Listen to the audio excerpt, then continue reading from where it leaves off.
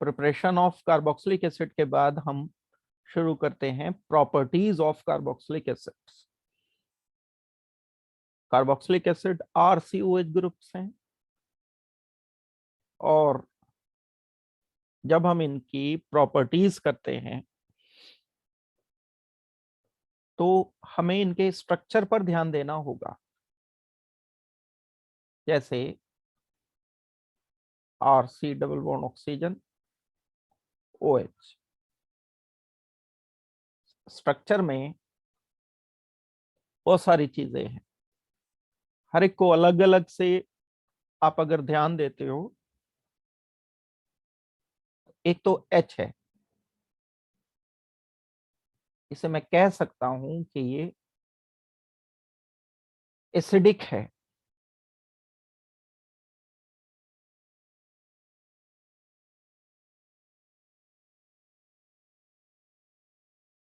H positive की form में ये माइनस होकर RCO नेगेटिव बना सकता है, एसिडिक हाइड्रोजन है।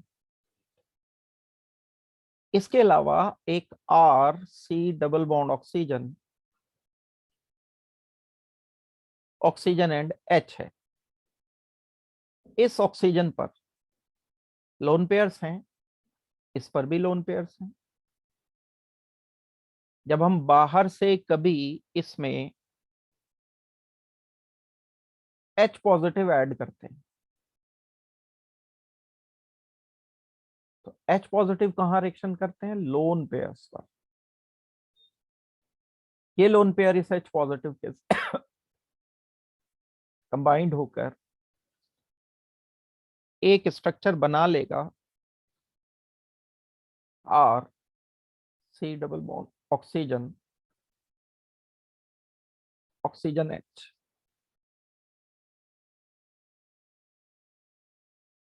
एंड क्या चार्ज आ जाएगा? पॉजिटिव। इस पर्टिकुलर रिएक्शन में पहले वाला तो ये हमने एसिड की तरह से सोचा, इसे कार्बोक्सिलिक एसिड, क्योंकि H दे रहा है इसलिए ये एसिड है। यहाँ सेकंड में कार्बोक्सिलिक एसिड क्योंकि H ले रहा है इसलिए ये बेस है।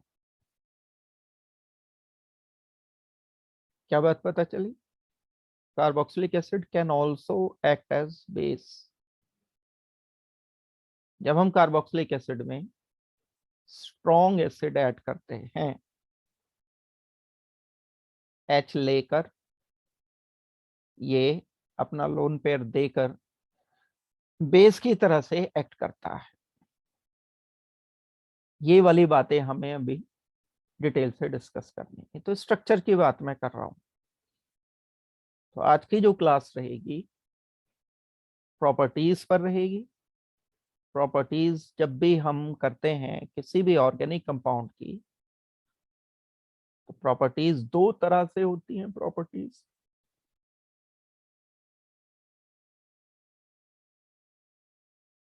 एक जिसमें बॉन्ड टूटते हैं, बॉन्ड बनते हैं। एक जिसमें बॉन्ड पर कोई फर्क नहीं पड़ता है, एक physical properties.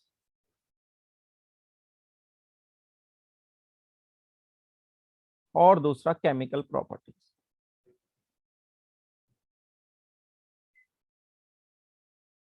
One by one हम इनको फिजिकल एंड केमिकल प्रॉपर्टीज को करते हैं। पहले नंबर पर मैं आपको करा रहा हूं physical properties of carboxylic acid.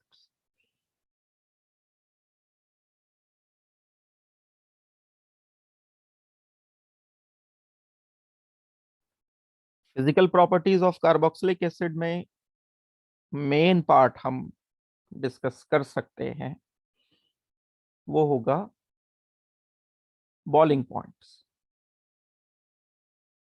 Melting point, solubility, tendency to give H positive.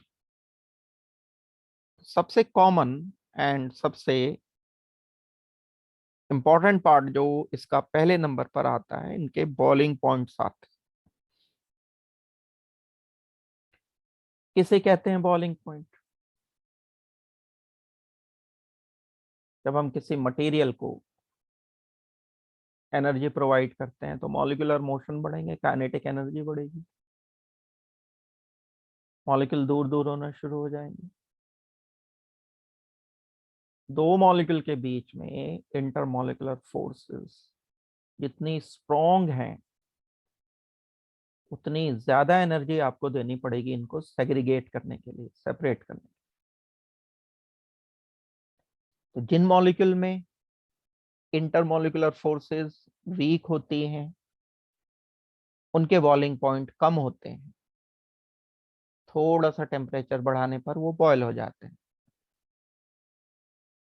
In molecules में इंटरमॉलिक्यूलर फोर्सेस स्ट्रॉन्ग होती हैं, इलेक्ट्रोस्टैटिक इंटरेक्शन है, जैसे हाइड्रोजन बॉन्डिंग है, स्ट्रॉन्ग इंटरेक्शन काउंट होते हैं ये। हम क्या करते हैं, ये चेक करते हैं कि इंटरमॉलिक्यूलर फोर्स की स्ट्रेंथ क्या है। एक सिंपल रिलेशन हमेशा से बताया जाता है आपको, बॉइलिंग पॉइंट डायरेक्टली प्रोपोर्शनल होते हैं इंटरमॉलिक्यूलर फोर्सेस के। और ये इंटरमॉलिक्यूलर फोर्सेस चार टाइप की होती है मेनली, बहुत सारे टाइप हैं लेकिन हम उन्हें सिंपल करके चार टाइप में बांट देते हैं। सबसे वीक फोर्सेस जो होती हैं वो वैंडरवाल्स फोर्सेस होती है। उससे थोड़ी सी स्ट्रॉन्ग फोर्सेस जो होती हैं वो डाइपोल डाइपोल होते हैं।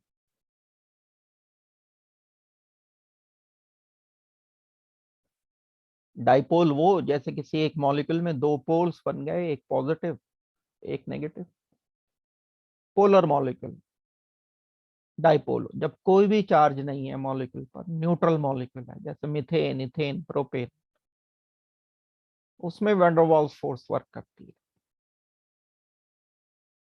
वैंडरवाल्स फोर्स होती है एक इंटरमॉलिक्यूलर फोर्स, एक डाइपोल होता है, एक हाइड्रोजन बॉन्ड होता है। हाइड्रोजन बॉन्ड जो होता है वो पोलर हाइड्रोजन का लोन पेयर के साथ इंटरेक्शन हाइड्रोजन बॉन्ड। और एक होता है इलेक्ट्रोस्टैटिक इंटरेक्शन। इलेक्ट्रोस्टैटिक फोर्स जो होती है बड़ी स्ट्रॉन्ग फोर्स है, और पॉजिटिव एंड नेगेटिव आयन के बीच में ये अप्लाई होती है।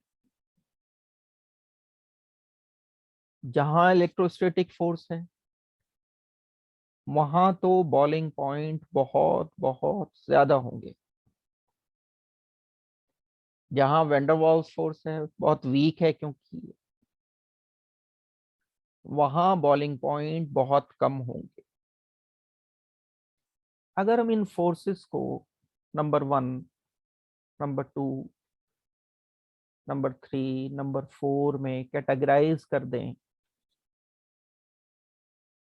तो सबसे स्ट्रॉन्ग फोर्स है इलेक्ट्रोस्टैटिक फोर्स, उससे वीकर है हाइड्रोजन बॉन्ड, उससे भी वीकर है डाइपोल डाइपोल, सबसे वीक है वैंडरवाल्स फोर्स। ये ऑर्डर जो मैंने लिखा है वो स्ट्रेंथ ऑफ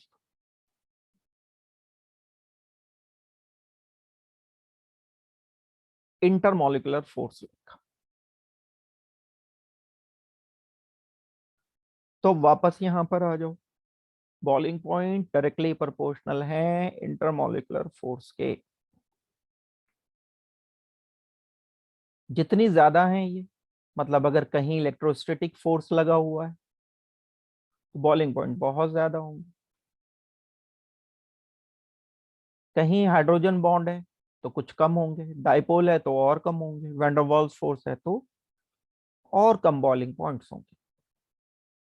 ये सारी चीजें मिलजुल करके किसी मॉलिक्यूल के बॉइलिंग पॉइंट को डिसाइड करती हैं कि किसी मॉलिक्यूल का बॉयल होना कितना आसान है कितना मुश्किल है। वाटर है जैसे 100 डिग्री सेल्सियस पर बॉयल होता है। बहुत सारी चीजें ऐसी भी होती हैं जो 10 डिग्री पे बॉयल हो जाती हैं। बहुत सारी चीजें ऐसी होती हैं जो -10 से पहले ही बॉयल हो जाती हैं, नॉर्मल टेम्परेचर पर वो गैस की स्टेट में रहेंगी।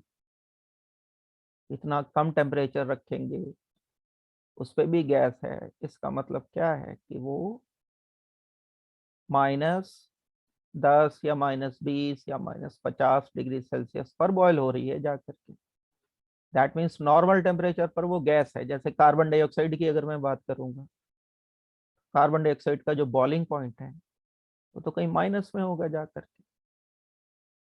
टेम्परेचर आप बहुत ही कम करोगे तब जाके कार्बन डाइऑक्साइड लिक्विफाई होगा, लिक्विड में कन्वर्ट होगा।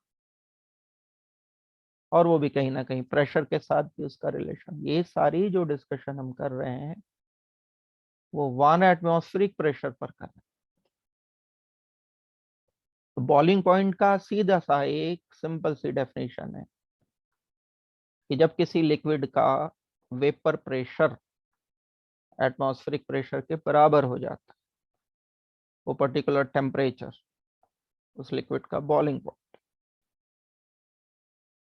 और ये बॉइलिंग पॉइंट इंटरमोलिकुलर फोर्सेस के डायरेक्टली प्रोपोर्शनल। इतनी डिटेल में नहीं क्यों बताई, ताकि हम कंपेयर कर सकें सब अलग अलग टाइप के कंपाउंड में। इंपॉर्टेंट टॉपिक, बॉइलिंग पॉइंट पे बड़े क्वेश्चंस होते हैं। अब जैसे एल्केन ले लिया आपने, जैसे आपने एक अल्काइल हैलाइड ले लिया RH, एक आपने अल्कोहल ले लिया, एक आपने कार्बोक्सिलिक एसिड। एक और फैक्टर है जिसे हम अभी नहीं सोच रहे हैं, नजरअंदाज कर रहे हैं, और वो फैक्टर है molar mass. Boiling point also directly proportional to molar mass.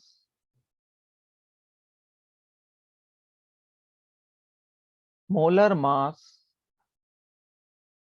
जब लगभग बराबर हैं तब जाकर के हम इन इंटरमोलिकुलर फोर्सेस को कंपेयर करें।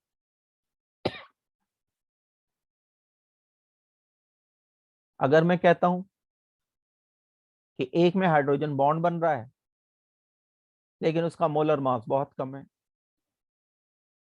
दूसरे में वैंडरवाल इंटरेक्शन है लेकिन मोलर मास बहुत ज्यादा है, तब हम एक सिंपल कंपैरिजन नहीं कर पाएंगे।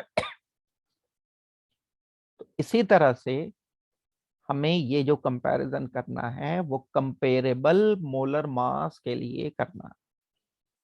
यानी अगर मैं alkane, alkyl halide, alcohol, carboxylic acid ऐसा लेता हूं जिनके मोलर मास लगभग बराबर बराबर हैं, मतलब इसका भी मोलर मास 100 के आसपास आ रहा है, एक दो प्लस माइनस चल जाएगा, इसका भी अप्रोक्सीमेटली 102 है या 105 है, इसका भी 98 है, इसका भी अप्रोक्सीमेटली 95 है, ये चल जाएगा। अब हम इंटरमोलिकुलर फोर्स कंपेयर कर सकते हैं। एल्केन में तो कोई डाइपोल इंटरेक्शन नहीं होते, डाइपोल मोमेंट 0 होते हैं एल्केन के। दैट मीन्स जो एल्केन हमारे पास है उसमें तो कौन सी फोर्स वर्क करेगी, van der Waals force.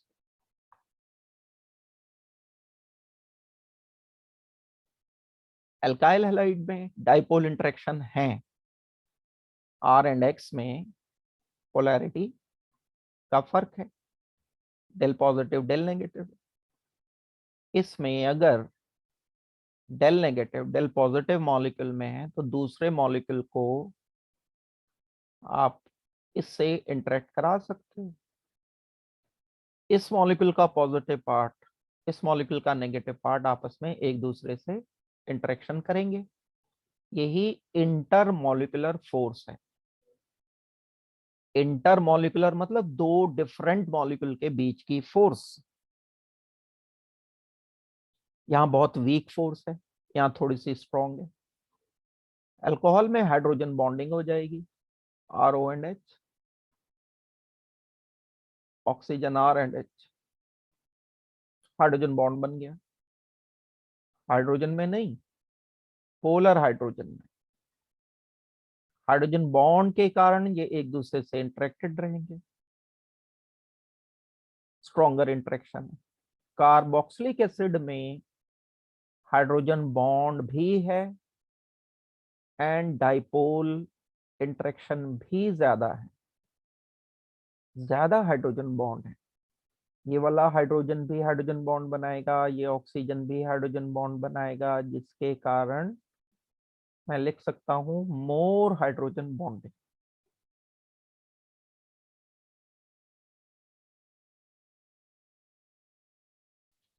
Less hydrogen bonding, dipole interaction, van der Waals interaction. जो ऑर्डर आता है इन सब केसेस में, मैंने बिल्कुल क्लियर कट बताया, लगभग बराबर बराबर मोलर मास होने चाहिए, तब हम कंपैरिजन कर सकते हैं। इसमें जो ऑर्डर आएगा, एल्केन के सबसे कम बॉइलिंग पॉइंट, उससे ज्यादा एल्काइल हैलाइड के कंपेरेबल मॉलिक्यूलर मास, उससे ज्यादा अल्कोहल के, उससे ज्यादा कार्बोक्सिलिक एसिड। ये बॉइलिंग पॉइंट के जनरल ऑर्डर है, जो कि बड़े इंपॉर्टेंट हैं कंपैरिजन करने के लिए। कुछ और स्पेसिफिक क्वेश्चंस स्पेसिफिक टाइप में आप लोगों को डिस्कस कर रहा हूं, जो कि हम इसमें सोच सकते हैं। ये तो मैंने एक जनरल बात बता, मैं आइसोमेरिक के लिए भी आपको डिस्कस करूंगा। अलग अलग टाइप के कार्बोक्सिलिक एसिड के लिए तो मैंने फंक्शनल ग्रुप ही अलग ले लिए, एक एल्केन ले लिया, एक अल्काइल हैलाइड, एक अल्कोहल, एक कार्बोक्सिलिक एसिड। अब हम अगर कार्बोक्सिलिक एसिड ही कई सारे ले लेते हैं, तो उनमें तो सब में इंटरमॉलिक्यूलर फोर्स हाइड्रोजन बॉन्ड होगी। फिर हम कैसे कंपेयर करेंगे? फिर मोलर मास के बेस पर कंपैरिजन करेंगे। जैसे कि अब मैं एग्जांपल दे रहा हूं आपको, अगर कहा जाए CH3COH, CH3CH2, COOH, एक कार्बन बढ़ गया, CH3CH2, CH2COH, एक कार्बन और बढ़ गया। अब इनमें देखा जाए तो सब में कार्बोक्सिलिक एसिड, तो इसमें भी है हाइड्रोजन बॉन्डिंग, हाइड्रोजन बॉन्डिंग इसमें भी है, हाइड्रोजन बॉन्डिंग इसमें भी है। चेंज किस चीज में आ रहा है? मोलर मास में फर्क आ रहा है। इसका मॉलिक्यूलर फॉर्मूला C2H4O2 है, मॉलिक्यूलर फॉर्मूला C3H6O2 है, C4H8O2 है। मोलर मास बढ़ रहे हैं, बॉइलिंग पॉइंट इंक्रीज होते चले जाएंगे, यहां कारण हाइड्रोजन बॉन्डिंग नहीं दोगे। जैसे जैसे नंबर ऑफ कार्बन बढ़ते चले जाते हैं, ऐसे ऐसे बॉइलिंग पॉइंट इंक्रीज करते चले जाते हैं। एक टाइप की ये प्रॉब्लम है जो करनी है। दूसरे टाइप की प्रॉब्लम, अगर हमें कभी मॉलिक्यूल ऐसा दिया जो कि स्ट्रेट चेन है, CH2CH2, CH2CH2, COOH, 1 2 3 4 5, 5 कार्बन का एक और मैं लिखता हूं,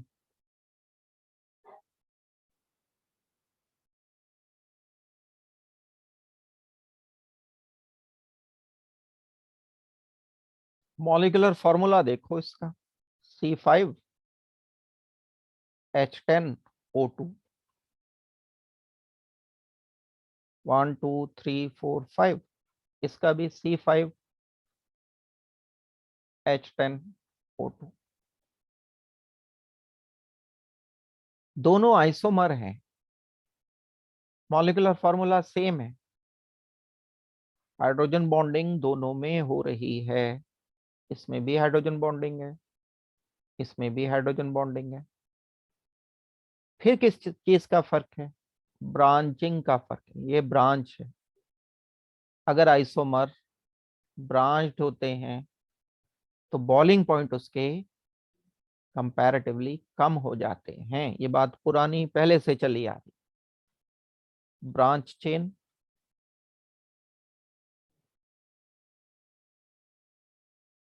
आइसोमर कंडीशनल है, having same functional group.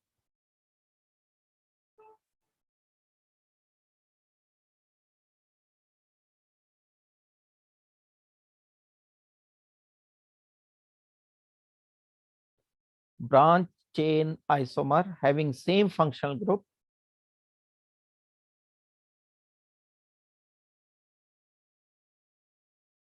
have different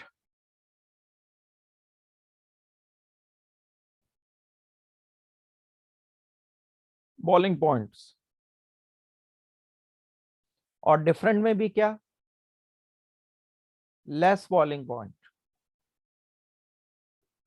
in comparison of straight chain isomers.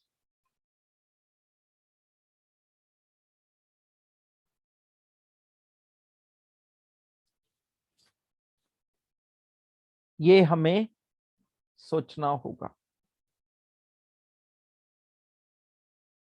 हम कभी ब्रांच चेन स्ट्रक्चर लेते हैं, स्ट्रेट चेन लेते हैं, और उनके दोनों के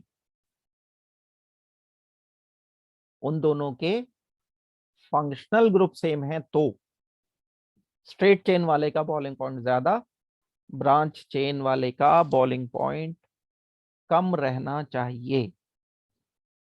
इंपॉर्टेंट बात है। एक बात और बताता हूं जो कि फंक्शनल ग्रुप अलग करने पर हम ऑब्जर्व कर सकते हैं। Bowling points of carboxylic acids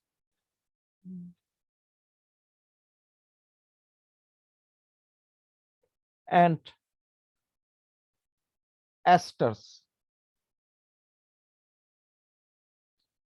if they are isomeric,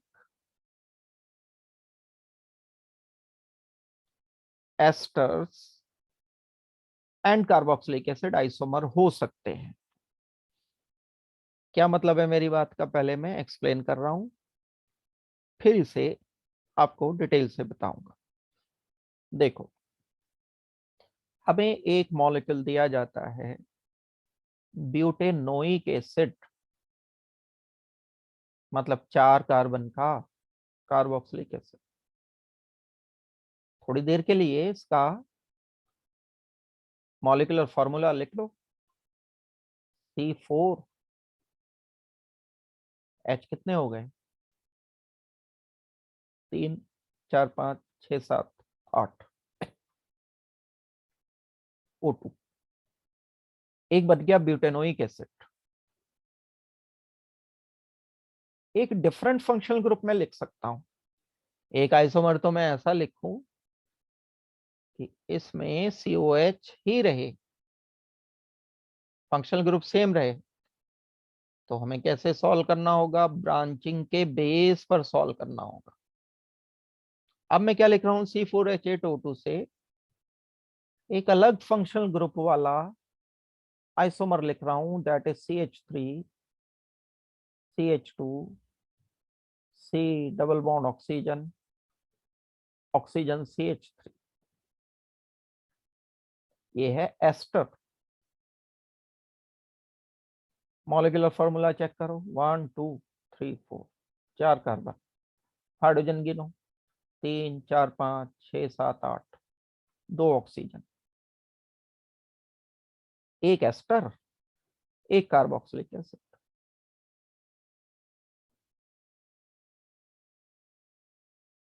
अब यहाँ ब्रांचिंग ब्रांचिंग नहीं देखेंगे। कार्बोक्सिलिक एसिड के 2 मॉलिक्यूल्स के बीच में बनेगा हाइड्रोजन बॉन्ड।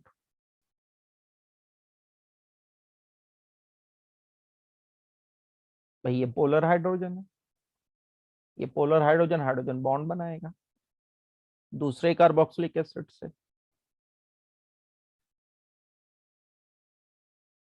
जबकि जो एस्टर मॉलिक्यूल है, ester do not have polar hydrogen,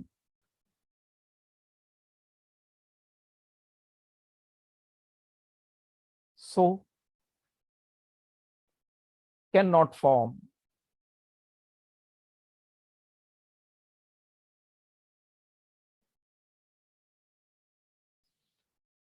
hydrogen bonding।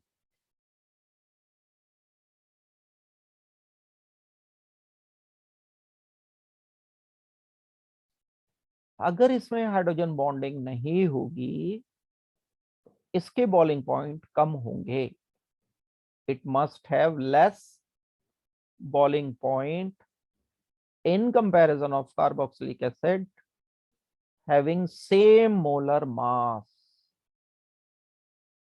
क्या बात पता चली? कंक्लूजन बता रहा हूं। अगर carboxylic acid and ester isomers हैं तो कार्बोक्सिलिक एसिड के बॉइलिंग पॉइंट ज्यादा, एस्टर के कम। कुछ नहीं देखना ब्रांचिंग या कोई और ब्रांचिंग, हमें तब देखनी है जब सेम फंक्शनल ग्रुप होते हैं। यहां तो पहली प्रायोरिटी हमें चेक करनी होगी किसकी? पहली प्रायोरिटी इंटरमॉलिक्यूलर फोर्स और उसके स्ट्रेंथ की हमें पहली प्रायोरिटी देखनी होगी। बॉइलिंग पॉइंट हम एक ये तरीका है निकालने का, सोचने का। और देखो, और हम आगे बढ़ते हैं। फिजिकल प्रॉपर्टीज इसकी काफी काम की हैं। अगर हम कभी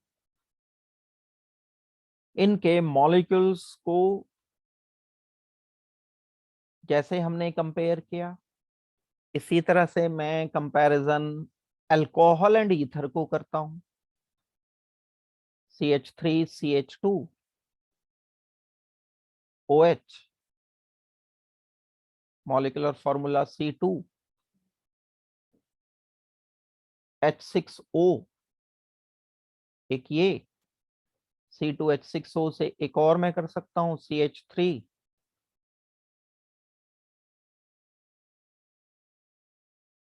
ये हाइड्रोजन बॉन्ड करेगा शो, ये नहीं करेगा, नो हाइड्रोजन बॉन्ड।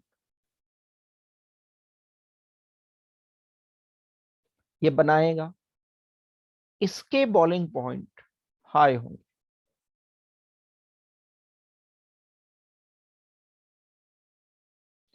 इसके बॉइलिंग पॉइंट लो होंगे। ये बिल्कुल ऐसा ही एग्जांपल है जैसा हमने एस्टर एंड कार्बोक्सिलिक एसिड का लिया है। दोनों आइसोमर थे और आइसोमर के साथ साथ एक में हाइड्रोजन बॉन्डिंग बन पा रही थी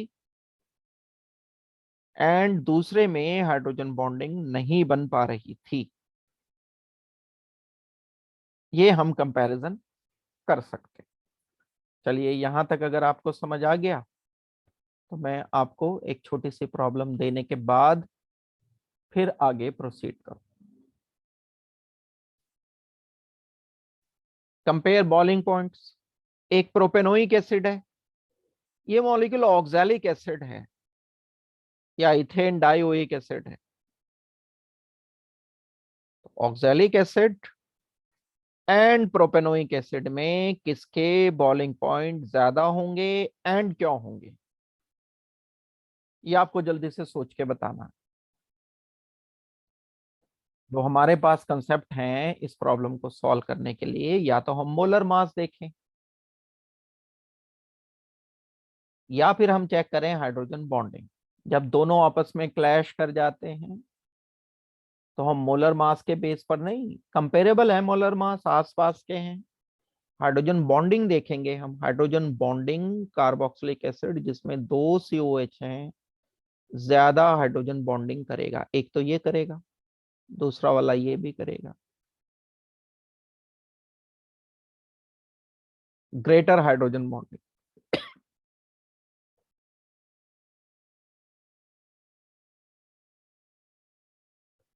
Less hydrogen bonding. So second, that is oxalic acid, have higher boiling points. कोई सेकंड थॉट इसमें नहीं है. नॉर्मल टेम्परेचर पर ये सॉलिड होता है, ये लिक्विड होता है नॉर्मल टेम्परेचर पर. प्रोपेनोइक एसिड जो होता है वो लिक्विड होता है नॉर्मल टेम्परेचर. एक ये किया मैंने जैसे क्वेश्चन आपको बताया. तो ये छोटे छोटे से क्वेश्चंस हैं, इन्हें बहुत केयरफुली आपको समझ करके सॉल्व करके देखना पड़ेगा. चलो, बॉइलिंग पॉइंट के बाद हम दूसरे टाइप की और प्रॉब्लम पर आते हैं. अभी मैं और भी प्रैक्टिस कराऊंगा. मैंने तो कंसेप्ट अभी आपको फिलहाल बता दिया. अब इस कंसेप्ट पर बेस्ड बहुत सारे टाइप की अलग अलग क्वेश्चन आ सकते हैं. एक चीज और है जो कि हम डिस्कस कर सकते हैं, और वो है acid strength. Acid strength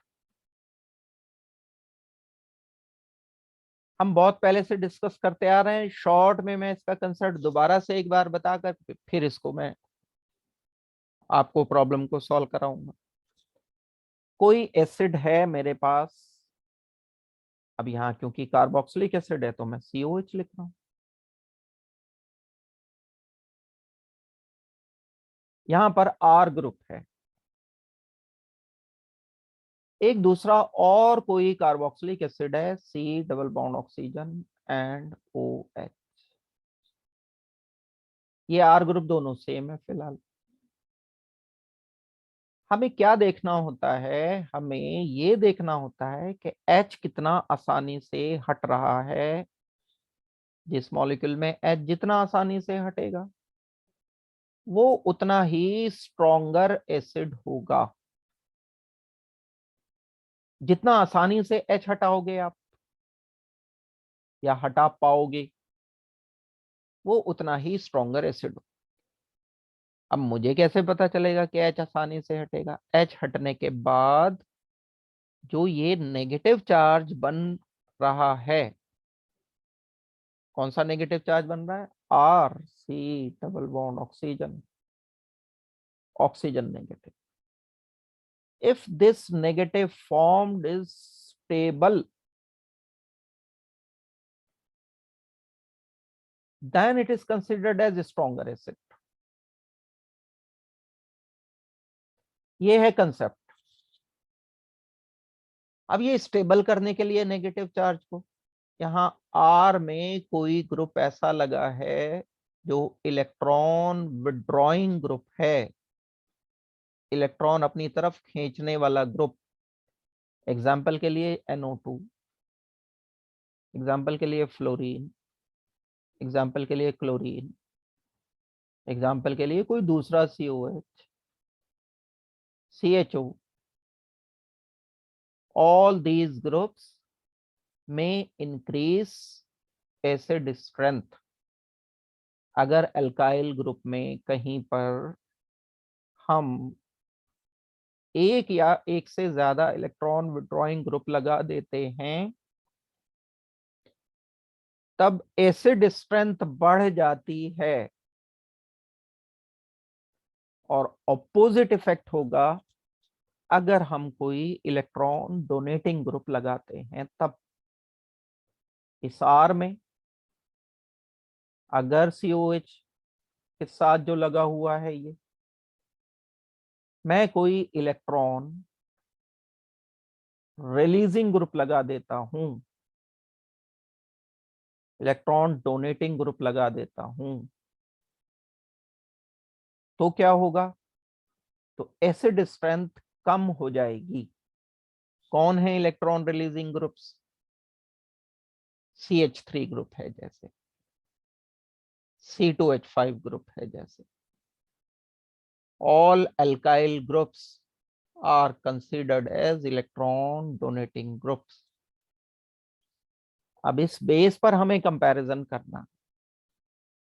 acid strength जब हम कार्बोक्सिलिक एसिड की चेक करते हैं, ऐसे ही हमने फिनॉल में किया था, ऐसे ही हमने अल्कोहल में कंपैरिजन किया था, ऐसे ही हम यहां पर भी करेंगे। अगर बोला जाए आपको कि CH3COOH है,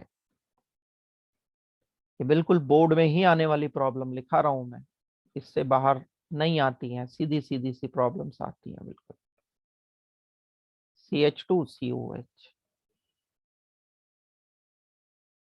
एक हमें और दे दिया गया, कार्बन CH3COOH।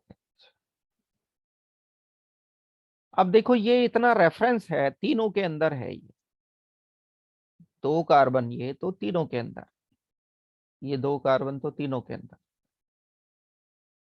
एक्स्ट्रा क्या है? एक्स्ट्रा यहां तो कुछ भी नहीं, पहले इसमें एक CH3 एक्स्ट्रा है, इसमें तीन CH3 एक्स्ट्रा है। ये CH3 क्या है? इलेक्ट्रॉन रिलीजिंग ग्रुप, और इलेक्ट्रॉन रिलीजिंग ग्रुप क्या करता है? Electron releasing group reduces acid strength.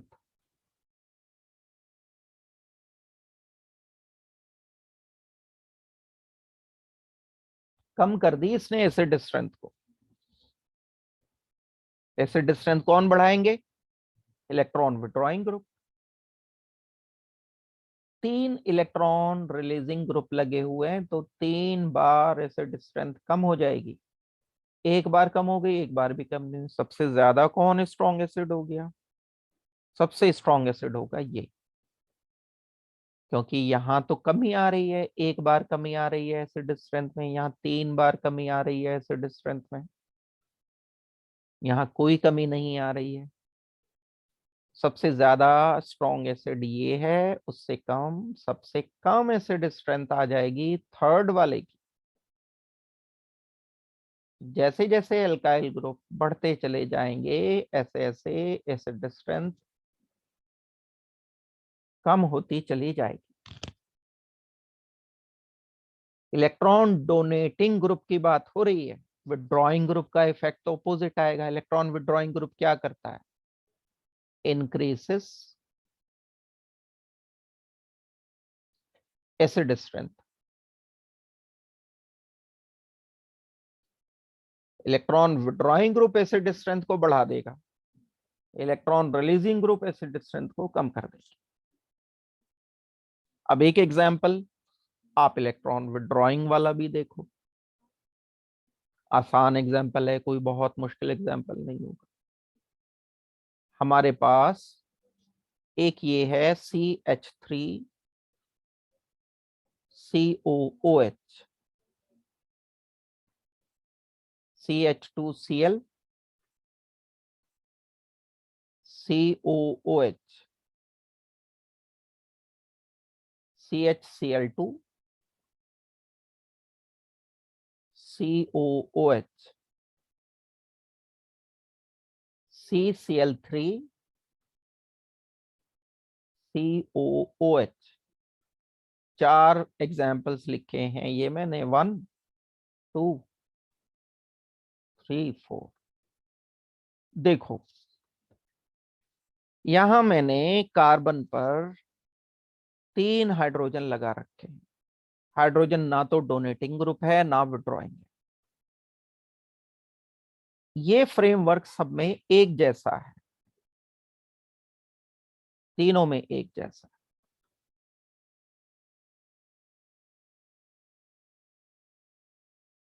ये क्लोरीन, दो क्लोरीन, तीन क्लोरीन।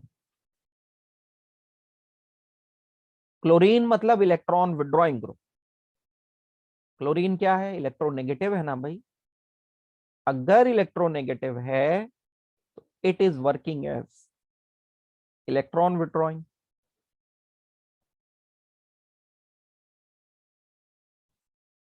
और इलेक्ट्रॉन विड्रॉइंग क्या करता है? Increases acid strength.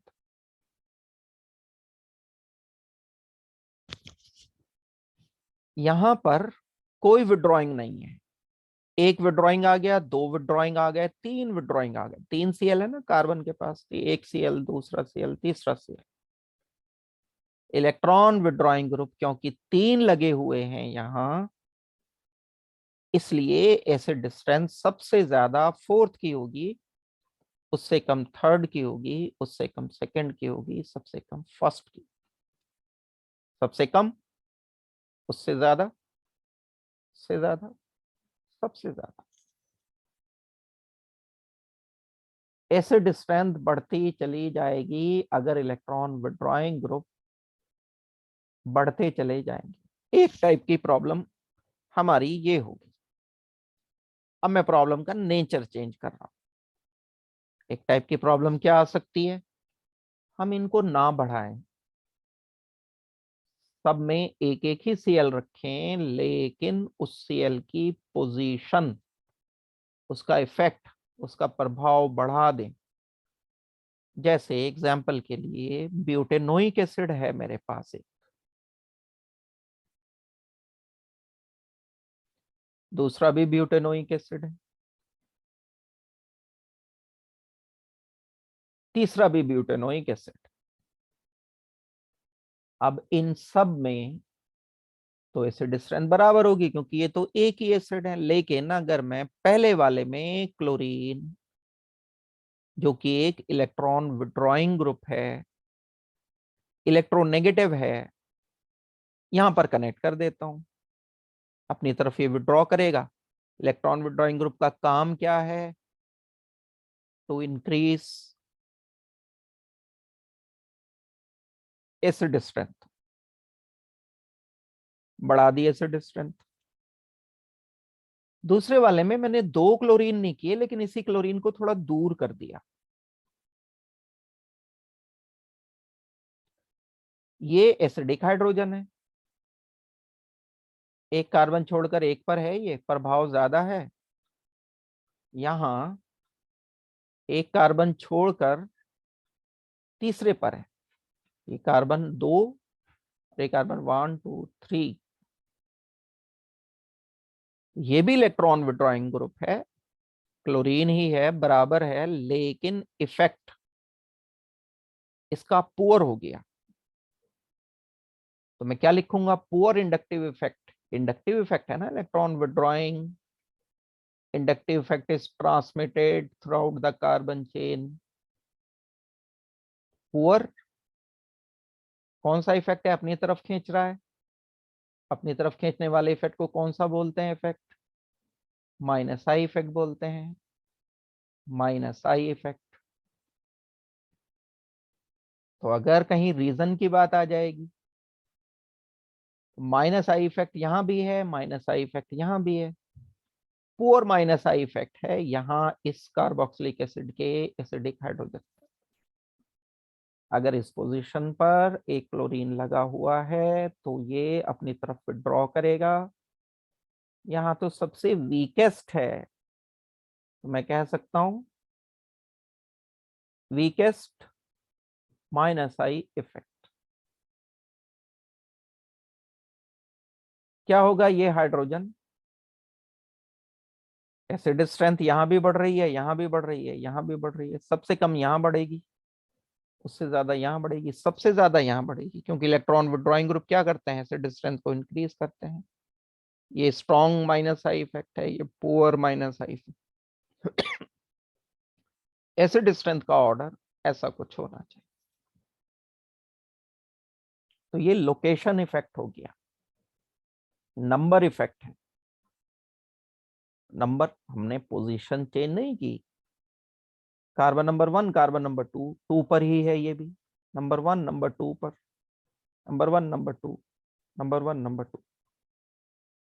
2 पर 0 क्लोरीन, 2 पर 1 क्लोरीन, 2 पर 2 क्लोरीन, 2 पर 3 क्लोरीन। तो ये तो नंबर इफेक्ट है। ये किस चीज का इफेक्ट है, location effect. Number same number, but location different.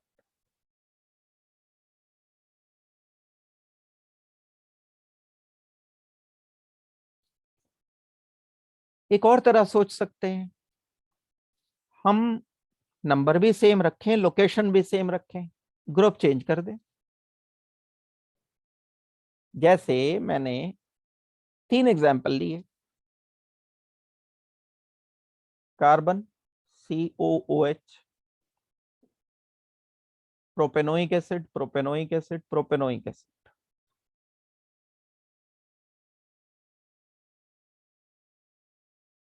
अब मैं इस पर यहां फ्लोरीन कनेक्ट करता हूं,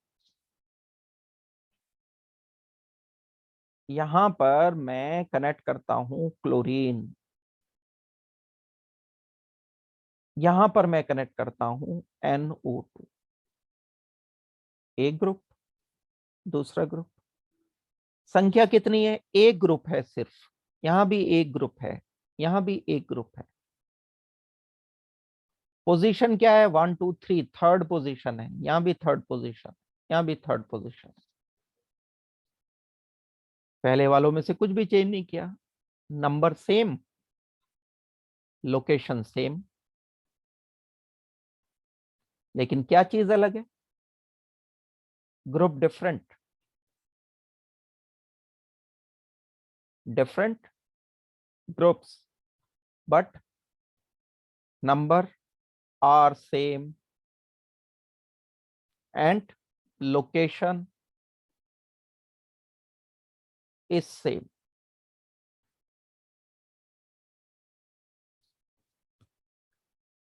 अब हमें इनकी पावर देखनी पड़ेगी ग्रुप्स की। ये वाला ग्रुप कौन है?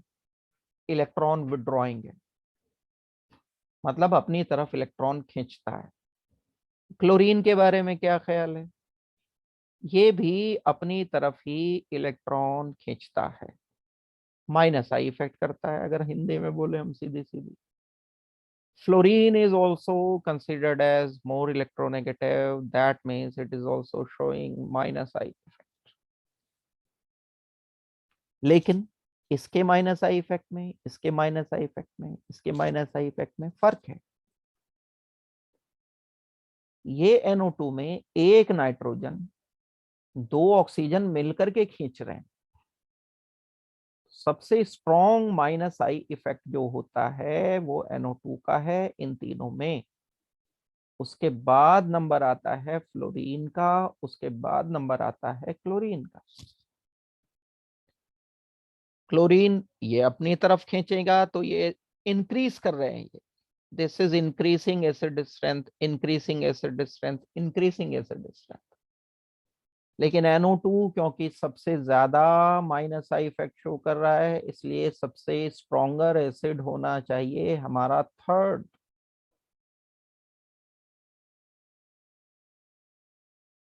सबसे स्ट्रॉन्गर एसिड एक थर्ड होगा, उसके बाद वन आएगा, उसके बाद आएगा लीस्ट सेकंड। ये ऑर्डर ऑफ एसिड स्ट्रेंथ हमें डिसाइड करनी। मतलब ये उस टाइप के क्वेश्चंस हैं जो ये मान लो, मान सकते हो, आप कह सकते हो कि आएंगे ही, ऐसे नहीं आएंगे तो वैसे आएंगे, और वैसे नहीं आएंगे तो ऐसे आएंगे। कुछ भी आप सोच सकते हो, रूप बदल बदल के, अलग अलग भेष बदल बदल के, कभी कोई सा मुखौटा लगाकर, कभी कोई सा मुखौटा लगाकर, अलग अलग तरीके से ये आते ही रहेंगे।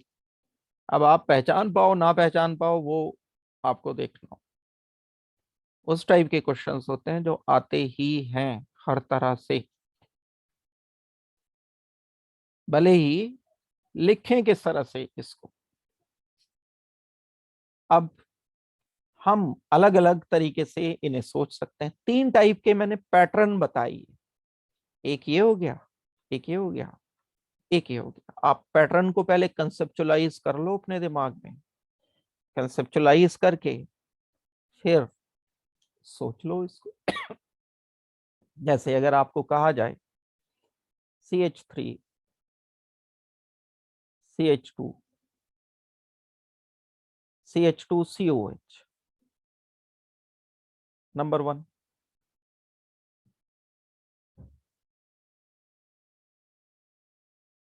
CH2 COH COH number 2, CH2, CH2, COOH, COOH। ये थोड़ी सी अलग लग रही है प्रॉब्लम देखने में, लेकिन है नहीं अलग। इसे रेफरेंस लो। इसकी एसिड स्ट्रेंथ मुझे कंपेयर करनी है। यहां पर लगा हुआ है एक electron releasing group. Electron releasing group क्या करता है? एसिड स्ट्रेंथ को कम कर देता है। यहां पर COH के साथ CH2 के कार्बन पर एक लगा है COH। COH तो इलेक्ट्रोनेगेटिव है। अगर ये इलेक्ट्रोनेगेटिव है तो ये तो इलेक्ट्रॉन विड्रॉइंग है। अगर इलेक्ट्रॉन विड्रॉइंग है तो ये एसिड स्ट्रेंथ को इंक्रीज करेगा। माइनस आई इफेक्ट हो गया ना ये। एसिड स्ट्रेंथ इंक्रीज कर दी इसने। COH, एक COH दूसरे COH के लिए इलेक्ट्रॉन विड्रॉइंग ग्रुप की तरह से एक्ट कर रहा है। ध्यान रहे भाई, I am not comparing boiling point, now I am comparing acid strength. हो चुका, वो पहले कर चुके हैं हम। अभी मैंने ऑक्सैलिक एसिड के बॉइलिंग पॉइंट बताए थे। हाइड्रोजन बॉन्डिंग थी, यहाँ पर H लूज करने की हमें टेंडेंसी देखनी है। ये मेरे पास एक COH है, this is also working as electron withdrawing, लेकिन इसकी लोकेशन दूर है। कार्बन नंबर 1 कहता हूं मैं, इसे 2 कहता हूँ, 3 कहता हूँ। ये 3 पर लगा है, ये नंबर 2 पर लगा है। इलेक्ट्रॉन विड्रॉइंग ग्रुप अगर दूर लगा होता है तो उसका प्रभाव कम हो जाएगा। Out of the sight out of the mind आप कहते हो। जैसे जैसे दूर होता चला जाएगा, ऐसे ऐसे आंखों से ओझल, मतलब आपने छोड़ दिया उसे ही। जैसे जैसे दूर होता चला गया, ऐसे ऐसे इसका इफेक्ट, इसका प्रभाव, इसका असर कम होता चला गया। यहाँ तो विड्रॉइंग ग्रुप है ही नहीं। यहाँ एक विड्रॉइंग लेकिन नजदीक, यहाँ एक विड्रॉइंग लेकिन दूर। सबसे वीकेस्ट एसिड हो गया 1, सबसे स्ट्रॉन्गेस्ट एसिड हो गया हमारा ये सेट। इन बिटवीन आ जाएगा हमारा ये थर्ड। एसिड स्ट्रेंथ कंपेयर करने का ये तरीका। क्या बात पता चली?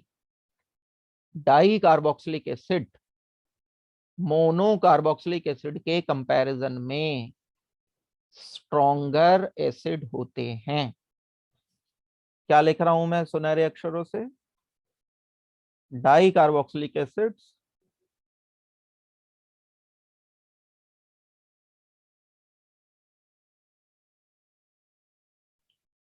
आर stronger acids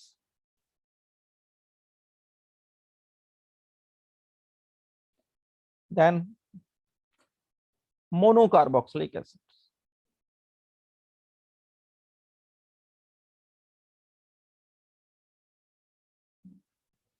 इसलिए नहीं कि उसमें 2 COH हैं, इसलिए कि एक COH दूसरे COH को अपनी तरफ विड्रॉ करने के कारण एसिड स्ट्रेंथ बढ़ा रहा है। 2 COH होना कारण नहीं है। अगर 2 COH होना कारण होता फिर तो ये HCl से भी स्ट्रॉन्गर एसिड होता। HCl इससे बहुत स्ट्रॉन्ग एसिड। तो मिसकंसेप्शन मत रखना दिमाग में, चीजों को जैसी हैं वैसी समझनी है। जैसी हमें लग रही हैं वैसी नहीं, जैसी वो हैं वैसी समझनी। Di carboxylic acid stronger acid इसलिए है क्योंकि एक COH दूसरे के लिए इलेक्ट्रॉन विड्रॉइंग है, ना कि इसलिए कि उसमें 2 COH है। मतलब हमारा आंसर सही आना चाहिए और सही रीजन से आना चाहिए। दूसरी बात, जैसे जैसे COH का 2 COH का डिस्टेंस एक दूसरे से बढ़ता जाएगा, एसिड स्ट्रेंथ कम होती चली जाएगी। यहाँ एक कार्बन पर 2 COH लगे हैं, या 2 अलग अलग पर, 3 पर, 4 पर। जैसे जैसे ये COH एक दूसरे से दूर होते जाएंगे, एसिड स्ट्रेंथ कम होती चली जाएगी। ये भी हम यहाँ एक पॉइंट सोच सकते हैं, कंसीडर कर सकते हैं। अब बड़े सिंपल सिंपल से कॉमन कॉमन से क्वेश्चंस हैं जो बेंजोइक एसिड के बेस पर इसमें आ सकते हैं, जो आपको पता होने चाहिए। जैसे एक ये बेंजोइक एसिड है, COH है, यहाँ हमने CH3 लिया, यहाँ हमने एक नाइट्रोबेंजोइक एसिड। मैं थोड़ा जल्दी जल्दी सॉल्व करूंगा इसको, कंसेप्ट मैंने बता दिया आपको। अब जस्ट मैं आंसर लिखूंगा। 1 हो गया, 2 हो गया, 3 हो गया।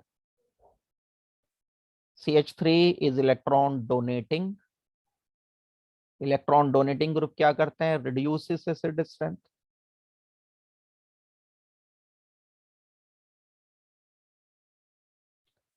NO2 electron withdrawing. Electron withdrawing क्या करते हैं? इंक्रीसेस। इसका मतलब है थर्ड सबसे ज्यादा एसिडिक हो जाएगा और सेकंड सबसे कम। इन बिटवीन आ गया 1। ये आएगा हमारा आंसर। अगर दोनों विड्रॉइंग है या दोनों रिलीजिंग है, तब हम क्या करेंगे? तो भैया ताकत देख लो, लड़ा लो दोनों को, जिसमें ताकत वो जीता। एक आ गया मेरे पास CH3, एक आ गया मेरे पास OCH3। COH बेंजोइक एसिड पर मिथाइल ग्रुप कनेक्टेड है। दूसरा COH OCH3। अब देखने में दुनिया बताएगी कि ये OCH3 इलेक्ट्रॉन विड्रॉइंग है। दुनिया के साथ नहीं चलना है, दिमाग के साथ चलना है अपने, वो भी अपने दुनिया के दिमाग के साथ। CH3 group electron donating. मैं कह रहा हूं आपसे OCH3 group is also electron donating. आप कहोगे नहीं, ऑक्सीजन तो विड्रॉइंग है, ये क्या कर रहे हो, इंडक्टिव इफेक्ट है, अपनी तरफ खींचेगा। बिल्कुल इंडक्टिव इफेक्ट से खींचेगा आपको, लेकिन एक ही बात नजर आ रही है। मैं यहाँ दूसरी बात भी देख रहा हूं जो कि ज्यादा डोमिनेट करती है। ऑक्सीजन का लोन पेयर रेजोनेंस करता है, रेजोनेंस करके ये plus R effect, plus resonance effect करने के कारण इलेक्ट्रॉन डोनर हो गया। इलेक्ट्रॉन डोनर हो गया तो मैं इसे इलेक्ट्रॉन रिलीजिंग ग्रुप बोलूंगा। क्या बात पता चली? कॉन्क्लूसिव बात क्या है? जब बेंजीन रिंग पर OH या OCH3 ग्रुप लगा होता है, तो ऑक्सीजन के लोन पेयर के रेजोनेंस के कारण वो इलेक्ट्रॉन रिलीजिंग ग्रुप होता है। This is considered as electron releasing. CH3 भी इलेक्ट्रॉन रिलीजिंग, लेकिन ये बेचारा इंडक्टिव इफेक्ट से इलेक्ट्रॉन रिलीजिंग। OCH3 भी इलेक्ट्रॉन रिलीजिंग, ये रेजोनेंस से इलेक्ट्रॉन रिलीजिंग। किसकी बात ज्यादा चलेगी? OCH3 की बात ज्यादा चलेगी, क्योंकि ये रेजोनेंस से इलेक्ट्रॉन रिलीजिंग है। ये भी एसिड स्ट्रेंथ को कम कर रहा है, ये भी एसिड स्ट्रेंथ को कम कर रहा है। ये ज्यादा कम कर रहा है, ये कम कम कर रहा है, लेस कम कर रहा है। क्या मतलब हो गया? इसका इफेक्ट पुअर है, इसका इफेक्ट स्ट्रॉन्ग है। यहाँ एसिड स्ट्रेंथ में कमी ज्यादा आएगी, यहाँ एसिड स्ट्रेंथ में कमी कम आएगी। स्ट्रॉन्ग एसिड तो ये निकला ना। तो हम बोलेंगे बेंजीन COH CH3 क्योंकि वीकर इलेक्ट्रॉन डोनेटिंग ग्रुप है इसलिए ज्यादा एसिडिक है। OCH3 group is considered as stronger electron donating group, इसलिए ये वीकर एसिडिक होना चाहिए। कंसेप्ट के साथ करनी है प्रॉब्लम को, रट रटा के काम नहीं चलाना है। रट रटा के तो फिर गड़बड़ हो जाती है, रट के कुछ और जाते हो, कुछ और जाता है, फिर वही आंसर में लिखना पड़ता है, क्वेश्चन कोई और आंसर कोई और। ये हो गई एक बात। हम एसिड स्ट्रेंथ की बात कर रहे हैं। Acid strength H positive lose करने की घटना को कहते हैं। जैसे हम AH लिख रहे हैं, हमने A negative plus H positive लिखा,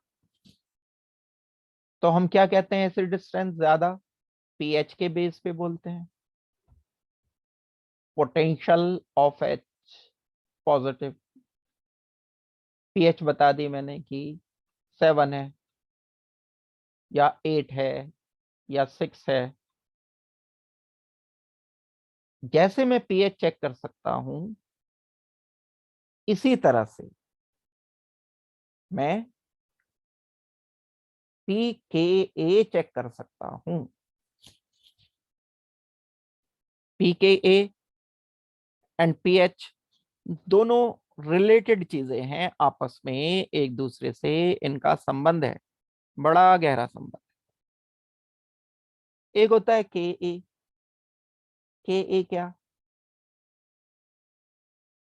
जब मैं कोई एसिड लेता हूं, यही वाला एसिड लो दोबारा से, AH giving you A negative plus H positive, +1 में होंगे कभी ना कभी तो आप। जब होंगे तो आपने एक इक्विलिब्रियम नाम का चैप्टर भी पढ़ा होगा।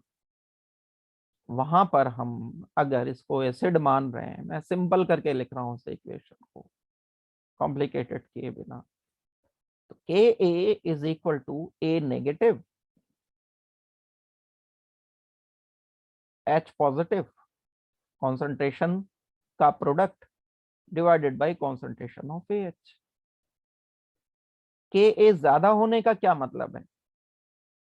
ए नेगेटिव H पॉजिटिव ज्यादा होगा तभी के ए ज्यादा होगा, मतलब ज्यादा H पॉजिटिव तो के ए ज्यादा।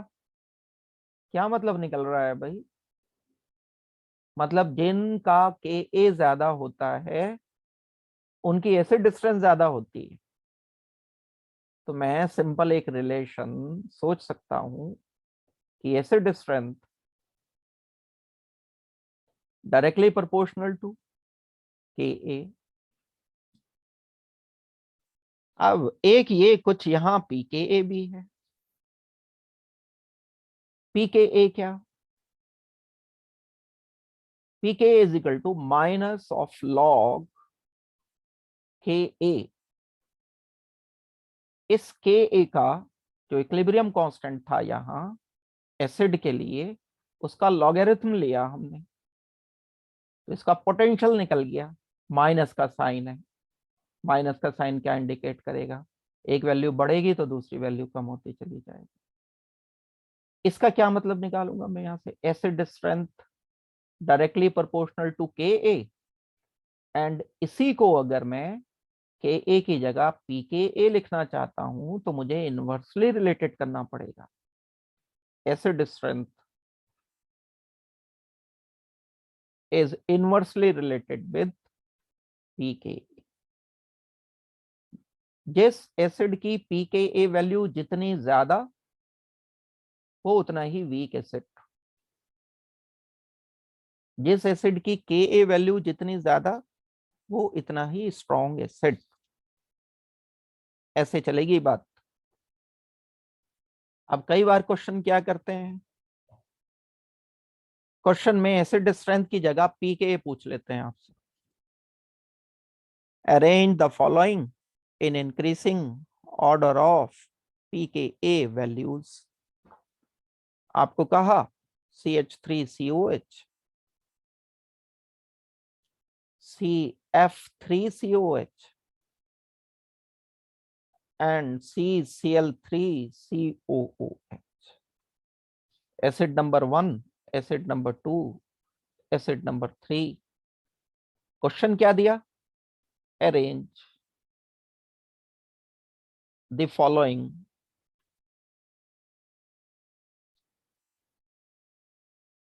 in increasing order of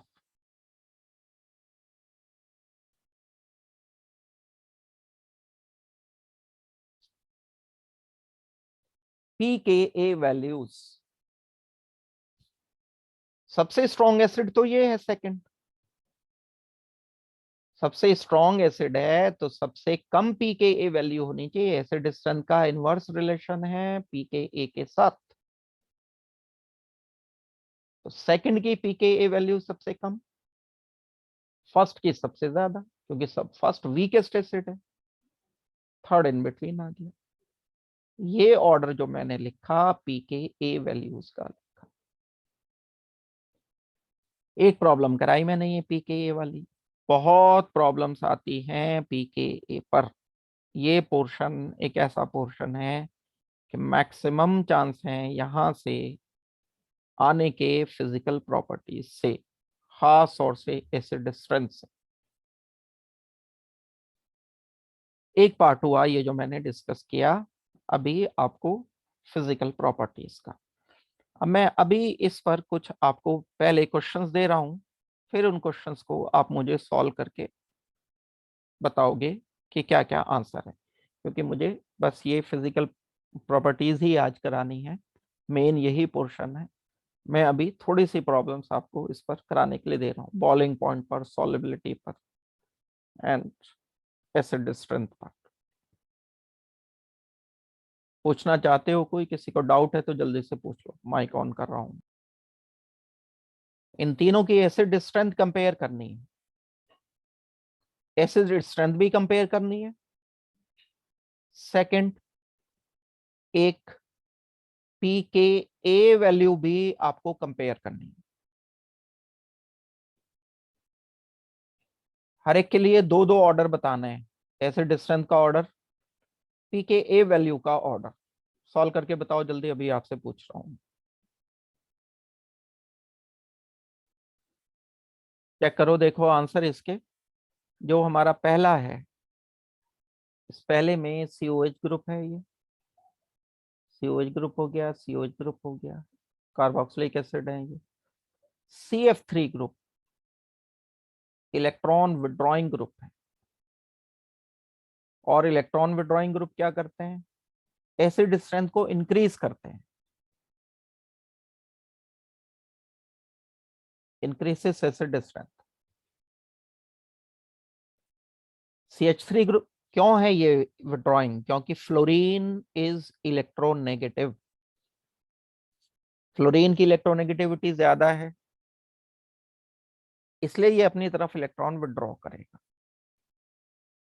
CH3 group electron donating है, एल्काइल ग्रुप है, इसको हम इलेक्ट्रॉन रिलीजिंग ग्रुप बोलेंगे, जिसके कारण ये एसिड स्ट्रेंथ को कम कर देगा, डिक्रीसेस एसिड स्ट्रेंथ।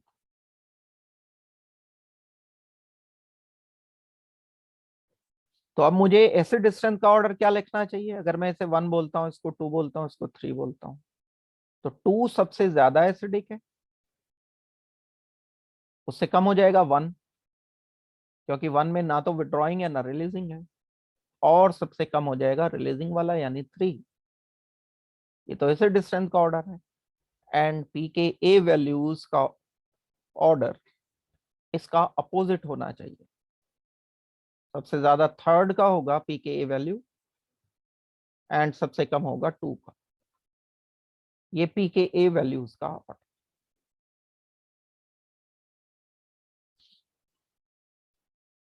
यहाँ पर क्लोरीन लगा हुआ है इलेक्ट्रॉन विड्रॉइंग, यहाँ फ्लोरीन इलेक्ट्रॉन विड्रॉइंग लगा हुआ है। फ्लोरीन क्या करेगा? ज्यादा विड्रॉ करेगा, it is more electron withdrawing, this is less electron withdrawing.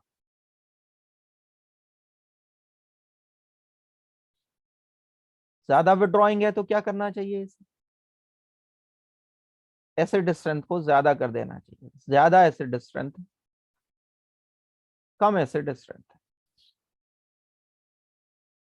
यहाँ COH है, CH2 फ्लोरीन लगा हुआ है कौन से नंबर पर, 1 2 3 एंड 4 नंबर पर, 1 2 एंड 3 थर्ड पोजीशन पर फ्लोरीन लगा हुआ है, नजदीक है, इफेक्ट ज्यादा होगा। Fluorine is electron withdrawing, fluorine is also electron withdrawing. ज्यादा इफेक्ट है, मोर इफेक्टिव क्यों है, क्योंकि क्लोजर लगा हुआ है। हम बोलेंगे ज्यादा एसिडिक होगा ये number 2, number 1 will be less acidic. Electron withdrawing group जितना नजदीक होते हैं उतना ही ज्यादा एसिड स्ट्रेंथ आ जाती है। Second will be more acidic, first will be less. और अगर बात pKa की है, अपोजिट ऑर्डर आना चाहिए, first is more than second. Acid strength का रिवर्स ऑर्डर होगा, pKa वैल्यूज अलग है। ये हम बता सकते हैं कुल मिलाकर के इनकी एसिड स्ट्रेंथ कंपेयर कर सकते हैं। चलिए आज की क्लास के लिए हम इतना ही रखेंगे। एक या दो प्रॉपर्टीज हैं इसकी, बहुत ज्यादा नहीं है, ऑलमोस्ट पूरा हो गया चैप्टर। और इसके आपको जो असाइनमेंट दे रखा है उसके क्वेश्चंस करने हैं अभी। अगर वो पूरा कर लोगे तो न सिर्फ इस चैप्टर में मदद मिलेगी, बल्कि कार्बोनिल कंपाउंड और इसके बाद वाला जो चैप्टर ऑर्गेनिक का एक बचता है उसमें भी मदद मिलेगी। अगर आप ये असाइनमेंट के क्वेश्चन बहुत सारे हैं वो देखने में, जरूर बहुत सारे हैं, एक एक क्वेश्चन को समझ करके टिप्स पर अगर कर लोगे तो ये चैप्टर तो होगा ही होगा। 50% बाद वाला चैप्टर, 50% पहले वाला चैप्टर भी हो जाए, रिपीट होंगे बहुत सारे। कोई डाउट किसी का है तो पूछ लो मेरे से। हो गई क्लास पूरी आज की।